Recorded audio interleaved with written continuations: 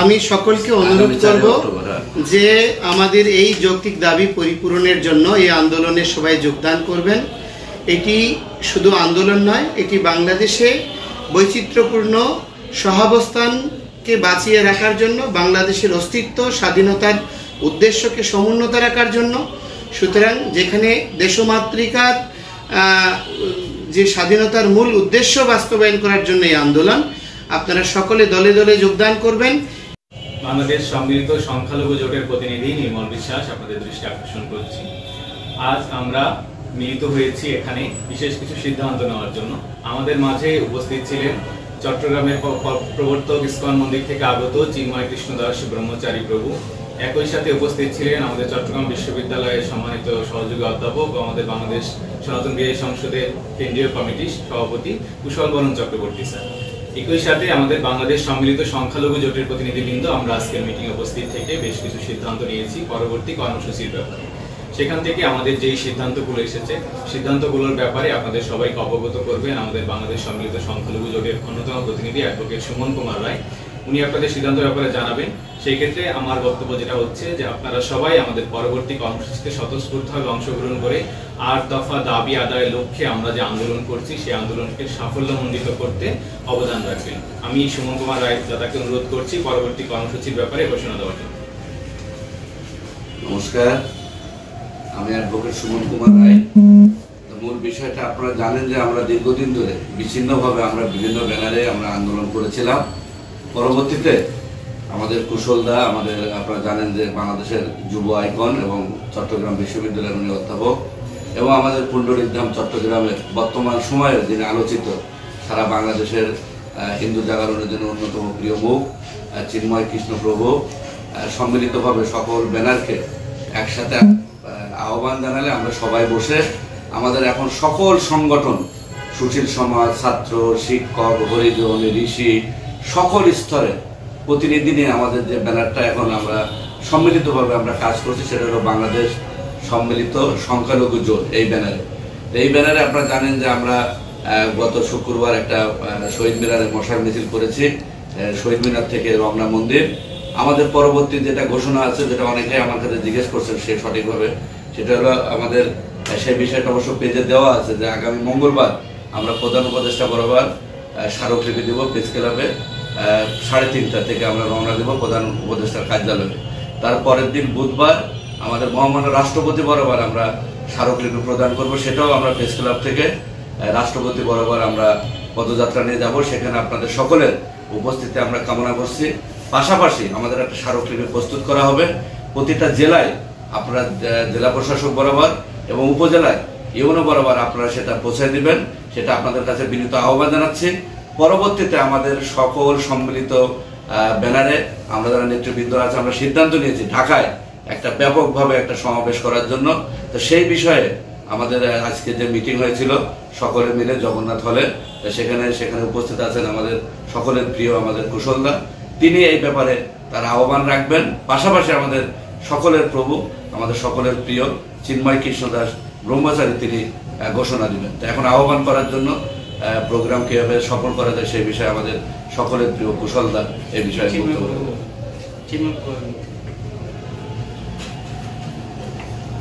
কৃষ্ণ।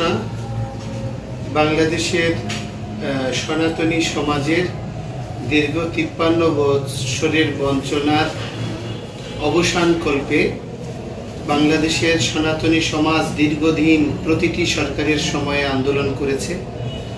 তো বাংলাদেশে ছাত্র জনতার নবজাগরণ ঘটেছে। বাংলাদেশে একটা নতুন মৌলিক অধিকার নিয়ে বাঁচার প্রত্যয়ে ছাত্রদের যে অভ্যুত্থান হয়েছে, তো সমস্ত জনগোষ্ঠীর সঙ্গে সনাতনীরাও প্রত্যাশা করে যে আমরা আমাদের অধিকার নিয়ে বাঁচব এবং একজন গর্বিত বাংলাদেশীর পরিচয় প্রদান করে আমরা এগিয়ে যাব। যার ফলশ্রুতিতে সনাতনী সমাজ দীর্ঘদিন ধরে বিভিন্ন ব্যানারে আন্দোলন করছে, বিভিন্ন বক্তব্য উপস্থাপন করছে। এখন সনাতনী সমাজের প্রতিটি সংগঠন, প্রতিটি পর্যায় থেকে আমরা ঐক্যবদ্ধভাবে 8টি মৌলিক দাবি উপস্থাপন করেছি, যেই দাবিসমূহ বেঁচে থাকার জন্য সনাতনীদের জীবনাঙ্গ রূপে গৃহীত হয়েছে। অঙ্গবিহীন যাতে কোনো মানুষ এগুতে পারে না, তাকে প্রতিবন্ধী বলে। অনুকম্পার প্রয়োজন হয়। আমরা রাষ্ট্র জীবনে অনুকম্পা নিয়ে বাঁচতে চাই না। এই জন্য আমরা আমাদের মৌলিক অঙ্গ রূপে এই 8টি দাবিকে উপস্থাপন করেছি এবং আমাদের মাননীয় প্রধান উপদেষ্টা সহ বিভিন্ন পর্যায়ে এই দাবি পৌঁছানো হয়েছে। আমরা বিভিন্ন রাজনৈতিক দলের সঙ্গেও দেখা করেছি, তাদের কাছেও এই দাবিগুলো উপস্থাপন করেছি। তো সামগ্রিকভাবে আজ পর্যন্ত কোনো এই বিষয়ে সুনির্দিষ্ট ঘোষণা আসেনি।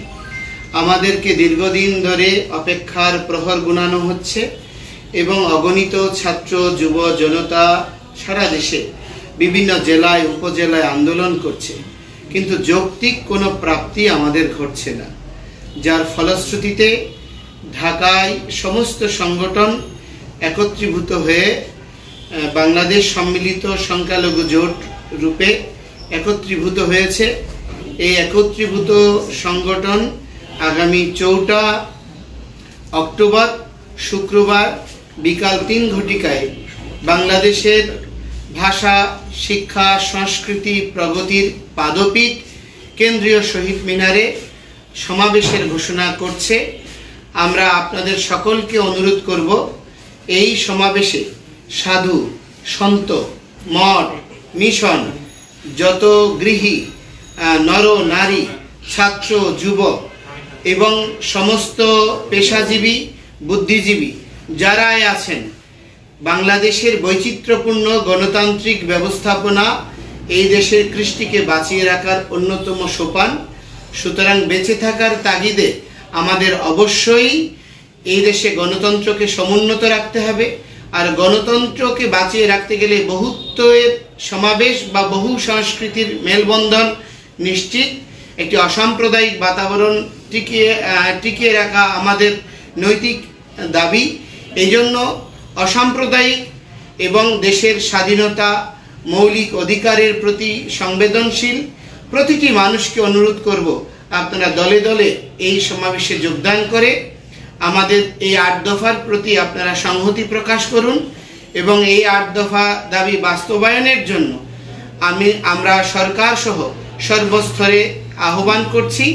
যারা দায়িত্বরত আছেন, সমন্বয়ক বৃন্দ আছেন, বিভিন্ন রাজনৈতিক দল রয়েছেন, আমরা আপনাদেরকে অনুরোধ করব, আপনারা সংহতি জানিয়ে বাংলাদেশে সংখ্যালঘু জনগোষ্ঠীর মৌলিক বেঁচে থাকার অধিকারকে আপনারা যে সকলে স্বীকৃতি প্রদান করেন সে বিষয়ে আমাদেরকে আশ্বস্ত করবেন। নমস্কার সবাইকে, ওম তৎসৎ। আপনারা জানতে পেরেছেন এই আন্দোলন সম্পর্কে। অর্থাৎ আমরা বেশ কিছুদিন যাবৎ আমরা হিন্দু সম্প্রদায়ের যত নেতৃবৃন্দ আছে, আমরা পূজোজ্জীবন পরিষদ সহ প্রায় সকল সংগঠনের সাথে দফায় দফায় বসা হয়েছে। এমনকি যে একটা সম্মিলিত যে সনাতনের একটা জোট আছে তাদের সাথে, অর্থাৎ বাংলাদেশে মোটামুটি যারা ঢাকা, চট্টগ্রামে নেতৃত্ব দেয় তার সকল নেতৃবৃন্দের সাথে বসার পরে আমরা ঠিক হয়েছে যে আমরা সম্মিলিতভাবে এই আমাদের 8 দফা যে আন্দোলন আমরা এটা করব। এবং সেইভাবেই কিন্তু আমরা চট্টগ্রামে বসেও একটি নাম ঠিক হয়েছে, ঢাকায় বসেও ঠিক হয়েছে। এবং আগামীতে আমরা চাইবো যে ঢাকা চট্টগ্রামের নাম যদি আলাদা হয় সমস্যা নাই, কিন্তু আমাদের আন্দোলনটি এক থাকবে, কারণ যেহেতু আমাদের দাবিটি এক। এবং বাংলাদেশের ইতিহাসে বোধহয় প্রথম হয়েছে যেখানে পূজোজ্জীবন, হিন্দু বৌদ্ধ সহ যত সংগঠন আছে বাংলাদেশে সকল সংগঠনের একই দাবি 8 দফা, যেটা বাংলাদেশের এর আগে মানে সংগঠন যাই থাক, নেতৃত্ব যাই থাক, কোনো বিষয় না, যে দাবি সবার এক। তো সেই এক দাবি কি এই 8 দফা বাস্তবায়ন। এবং আমরা আশা করি যে আমরা এখানে ভূমি সন্তান এবং আমরা চেষ্টা করব যে সেইটার জন্য বাস্তবায়নের জন্য আমাদের সেই আন্দোলন সংগ্রাম এবং যে কি হবে, সুমন বিস্তারিতভাবে সুমন বলেছেন যে পর্যায়ক্রমে যে কি কি আন্দোলন হবে, কর্মসূচিগুলো সুমন বলেছে। তো আচ্ছা, তো আমি তো যেহেতু আন্দোলন সংগ্রাম কি হবে এবং আমরা সেখানে সবাই মিলে, ব্যানারটি কোনো গুরুত্বপূর্ণ না, আপনারা সবাই অংশগ্রহণ করবেন এবং সবাই সক্রিয় থাকবেন। এখানে অনেক প্রচুর পরিমাণে সাইবার বুলিং করা হচ্ছে। আপনারা দেখছেন যে যারাই আন্দোলনে যুক্ত হচ্ছে তাদের নামে বিভিন্ন রকমের অপপ্রচার করা হচ্ছে। তো এই বিষয়টি মাথায় রেখে আপনারা সোচ্চার হবেন। আপনারা এই যারা এই অপপ্রচারগুলো করছে তাদের সেই জায়গাগুলোতে আপনারা প্রতিবাদ করবেন। অন্য কোনো ধর্মকে কোনো কটূক্তিকূল না করে আপনারা সুন্দরভাবে যৌক্তিকভাবে সেখানে কমেন্ট করে তাদের বুঝিয়ে দেবেন যে তারা এই কাজটি ঠিক করছে না। এমনকি অর্থাৎ এই বিষয়গুলোকে আপনারা একটা সক্রিয়তা প্রয়োজন।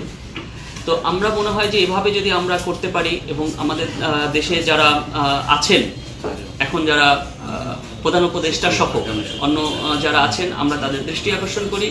তারা আমাদের কথা দিয়েছিলেন, আমরা যখন তাদের যমুনায় প্রধান উপদেষ্টার সাথে আমাদের দেখা হয়েছে, তিনি কিন্তু কথা দিয়েছিলেন যে তিনি আমাদের বিষয়গুলো দেখবেন এবং খুব দ্রুতই দেখবেন।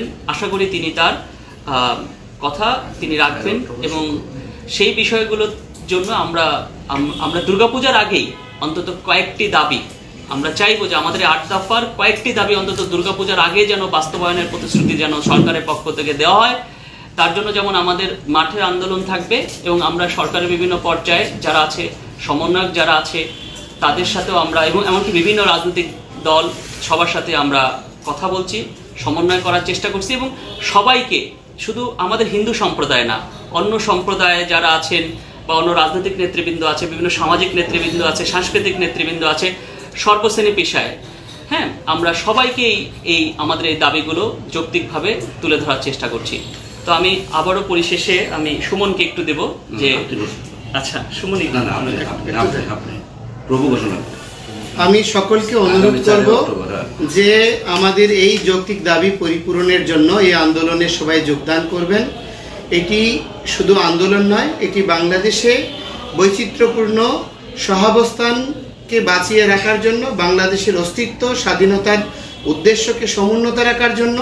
সুতরাং যেখানে দেশমাতৃকার যে স্বাধীনতার মূল উদ্দেশ্য বাস্তবায়ন করার জন্য এই আন্দোলন, আপনারা সকলে দলে দলে যোগদান করবেন এবং এটাকে সফল করবেন। এবং আমরা অনুরোধ করছি, আমাদের কোনো রাজনৈতিক এজেন্ডা নেই এবং আমরা প্রতিটি রাজনৈতিক দলের কাছে যাচ্ছি, প্রতিটি ব্যক্তির সঙ্গে কথা বলছি। আমাদের উদ্দেশ্য আমাদের মৌলিক অধিকার বাস্তবায়ন করা। তো সেজন্য 4 অক্টোবর শুক্রবার বিকাল 3 ঘটিকায় কেন্দ্রীয় শহীদ মিনারে আপনারা সকলে দলে দলে যোগদান করে আপনারা আপনাদের সমস্ত শহীদদেরকে সহ নিয়ে এই আন্দোলনকে সার্থক করবেন, সফল করবেন, এই প্রার্থনা জানিয়ে আপনাদের সকলের কাছ থেকে বিদায় নিচ্ছি। শুভ প্রণাম। বলেন আপনি থাকবেন এবং আমিও থাকব এবং সমস্ত সাধু সন্তরাও যোগদান করবে। আপনারা সকলেই যোগদান করবেন। প্রতিটি মঠ, মিশন, সাধু সন্তরাও এক মহামিলনে পরিণত হবে। শুভ প্রণাম। ঠিক আছে, অনেক সুন্দর।